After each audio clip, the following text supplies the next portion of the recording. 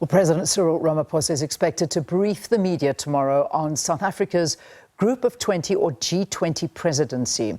The presidency says under its G20 presidency, South Africa seeks to provide strategic direction in establishing a more equitable, representative and fit-for-purpose international order in line with the main multilateral processes under the United Nations. Well, joining us to talk more about the significance of the South Africa G20 presidency, we've got Dr. Sithembile Mbete, who is a political analyst. Such a pleasure to have you. Welcome. Welcome to the program. It's so good to be with you, Leanne. Hi. Hi. Thanks so much for having me. This is a big moment for South Africa. It's not the first time, obviously in a very different form. We sat in this position in 2007, but it was a different looking G20 at that time. Let's talk about the significance now of South Africa taking over this presidency and what it means for us, not only as South Africans, but for a continent. Certainly. So, yes, you're right. In 2007, South Africa chaired the Secretariat of the G20. But at that point, the G20 was mainly focused on international finance. So it was a finance ministers meeting, finance ministers and heads of central banks. The G20 agenda has expanded quite dramatically since then to include a number of international issues, both around the economy, but also the environment, food security, and other aspects of global governance. And so it's a much bigger meeting. And South Africa is hosting it in 2025, or holding the presidency in 2025 is hugely significant. South Africa is the only sovereign state that is from the African continent that's a member of the G20. Since 2023, the AU has been a member in the same way that the EU is a member of the G20. But South Africa is the only individual African state that is a member of the G20, and this is going to be the first G20 that is hosted on African soil. And so all of the meetings, or the majority of the all the meetings that will take place in 2025 will take place in Africa, all of them, the majority of them in South Africa. And then there is a plan for one of the meetings to be taking place at the AU's headquarters in Addis Ababa in Ethiopia. So in many ways, this is Africa's G20, a way of showcasing the continent and not just South Africa as well. I mean, it is a phenomenal opportunity for South Africa and for Africa. And certainly, I think what we can say is seeing that it basically sets the leadership role. By taking the presidency, we set the agenda of the key issues that we would like to see addressed. And it puts Africa at the center of all of this. But some of the big things, which I don't think is very different to what the Brazilian presidency wanted, was debt negotiations, rising debt in African countries, global governance reforms. So those are the kind of things we heard from Brazil. Where does it leave Africa's key factors that need to be addressed? Well, South Africa's theme for this year, for its G20 presidency, is solidarity, equality, and sustainability. And the three big priorities, the first priority, which encompasses a number of economic issues, it's on inclusive economic growth, on industrialization, employment, and inequality. And the issues around the African debt crisis will all fall under that priority. The second priority, which I think is a very important one, particularly for the continent, is on food security. And we've seen just how badly affected the continent was around, with the Russia-Ukraine war in 2022, but also with supply chain crises in the aftermath of the COVID-19 crisis. So issues around food security. And that also encompasses all sorts of things around, climate change effects on food security as well. And then the third priority is on artificial intelligence and innovation for sustainable development, and really this concern that Africa is being left behind in the big technological revolution that's taking place currently, and so wanting to really have a more inclusive approach to that kind of technological development. Something that I just want to highlight is that the last four meetings of the G20, so the last four presidencies rather of the G20, have been in developing countries with sort of like-minded view on world and international relations. So it was Indonesia in 2022,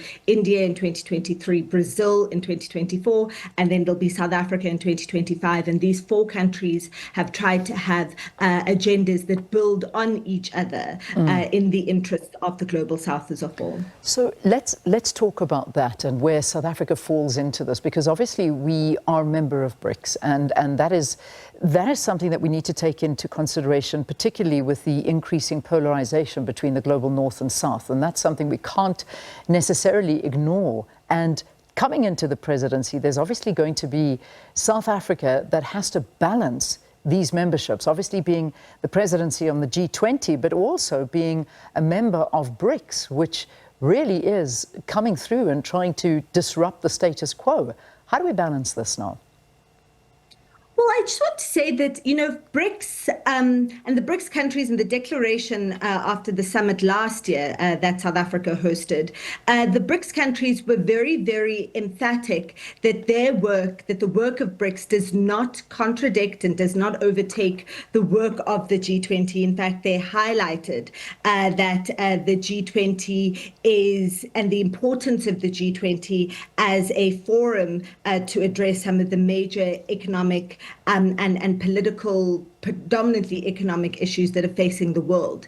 And so I think the first thing to just clarify is that these fora are not contradictory, but rather the work should be seen as complementary to each other. And in fact, both the declaration last year highlighted the importance of having 3 BRICS members that would be holding the G20 presidency, one after the other: India, then Brazil, then South Africa, and the need to have sustained momentum in the gains that are made across the 3 presidencies. I think that for South Africa, though, hosting the G20 presidency next year, particularly given that it'll be the first year of the second Trump presidency of the United States, and the United States will be taking over the G20 presidency in 2026, does mean that the spotlight will be on South Africa around whatever the geopolitical issues are that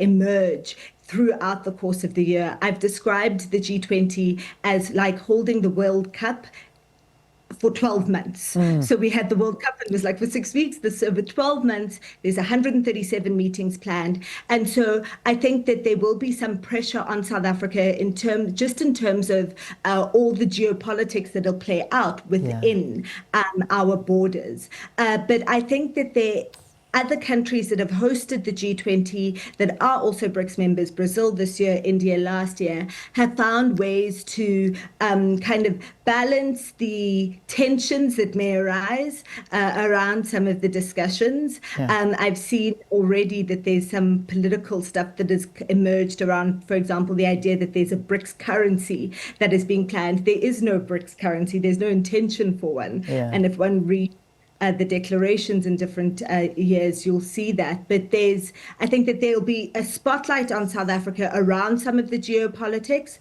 but the BRICS and the G20 are not inherently contradictory by any means.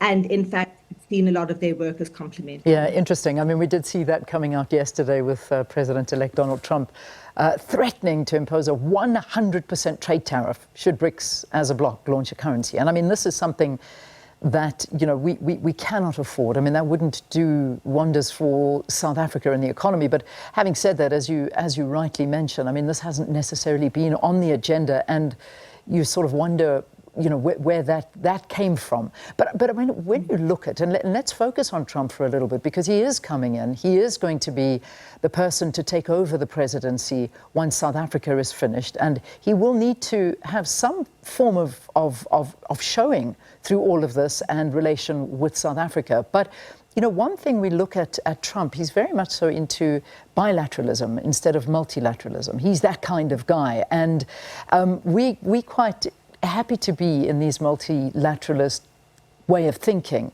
How is that going to hammer us? And also with America pulling out of a lot of these global talks. I mean, there's great worry, particularly when it comes to climate change and the accords that are being signed and all of these kind of issues with Trump moving in. How is this going to work?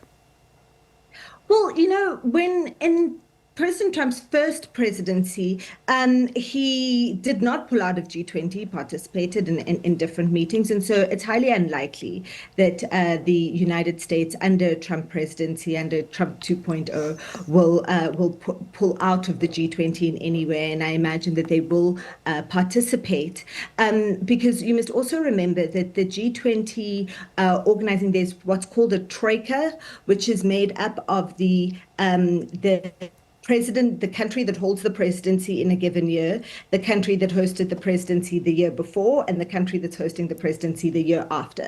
So next year, the troika will be South Africa, Brazil, who hosted this year, and the United States, who hosts in 2026. And so there will be a lot of interaction, necessarily so, between South Africa and the US throughout the course of next year. What will be interesting will be to see how the Trump presidency approaches the work of the G20. We haven't seen much from the Trump campaign around how they would approach the G20. We know that they are opposed to, the multilateral forum on climate change. They're opposed to, some of the work of the UN, but there actually hasn't been much about how they would approach the G20 in the second administration. So that is something that we'll be looking out for. But having said that, I think that the G20, which is made up of the countries that make up the G20, are 85% of the world's, not GDP, GWP, gross working product, and 75% of international trade. So certainly for Donald Trump, who is, put America first, self-interested always. And so this is a forum that he will want to influence in some way or another. And so the big question, I think, will be around how South Africa manages the interaction with at a presidency to presidency level. Very quickly, Dr. Mbete, in a minute, obviously, the meeting will take place here in South Africa. Countries are expected to come through as well. That's what we're expecting. What about the Russian president? Because Vladimir Putin, has an ICC warrant of arrest on his head.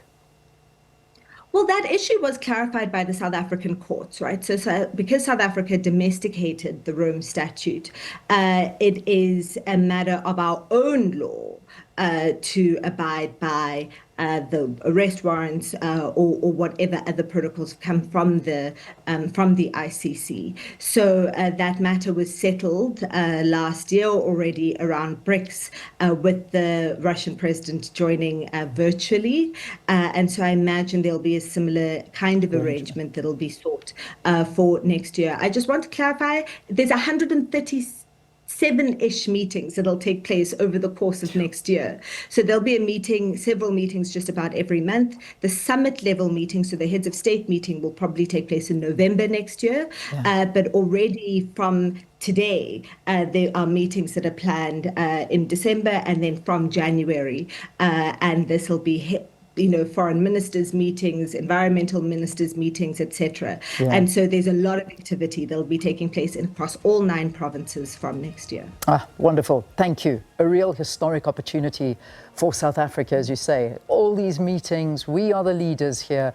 We are setting the agenda, and this certainly is a moment for South Africa to hopefully shine as the new presidency of the G20, as it finally assumes that role, as President Cyril Ramaphosa does. Dr. Sithembile Mbete, political analyst, talking us through some of the significant moments of South Africa taking over this Group of 20 presidency.